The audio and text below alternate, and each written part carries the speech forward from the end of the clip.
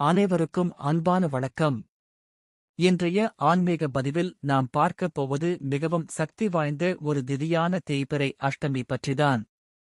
இந்த நாளில் ஒரு தீபம் ஏற்றி பைரவரை வழிபட்டாலே என்ன மாதிரியான நன்மைகள் கிடைக்கும்? ஏன் இந்த திதி மறைமுக பிரச்சனைகளை நீக்கும் சக்தி உடையது?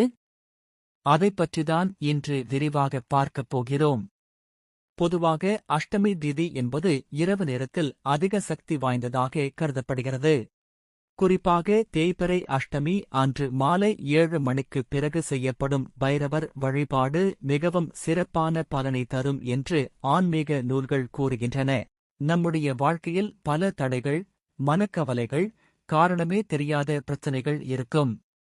சில நேரங்களில் நம்மால் புரியாத துன்பங்களும் வந்து சேரும். இதற்கெல்லாம் காரணமாக இருக்கும் கர்ம விளைவுகளை குறைக்க உதவும் திதிதான் இந்த அஷ்டமி. இந்த நாளில் பைரவருக்கு மிகவும் பிடித்தமான நல்லெண்ணெய் தீபம் ஏற்றி வழிபடுவது சிறந்த பரிகாரமாக சொல்லப்படுகிறது. 27, 54, 108 என தங்களால் முடிந்த அளவில் தீபம் ஏற்றி வழிபடலாம். மேலும் பைரவருக்கு நல்லெண்ணெய் அபிஷேகம், சிவப்பு மலர், உளுந்து வடை மாலை, எள்ளு உருண்டை நைவேத்தியம் இவற்றை சமர்ப்பித்து மனமார பிரார்த்தனை செய்தால் மன அமைதி மற்றும் நல்ல மாற்றங்கள் கிடைக்கும் என்று நம்பப்படுகிறது.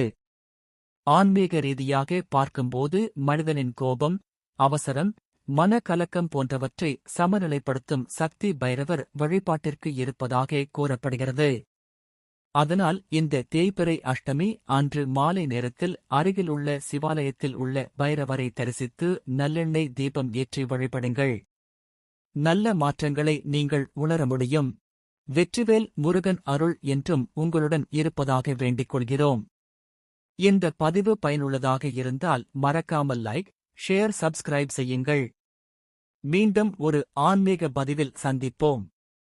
நன்றி. வணக்கம்.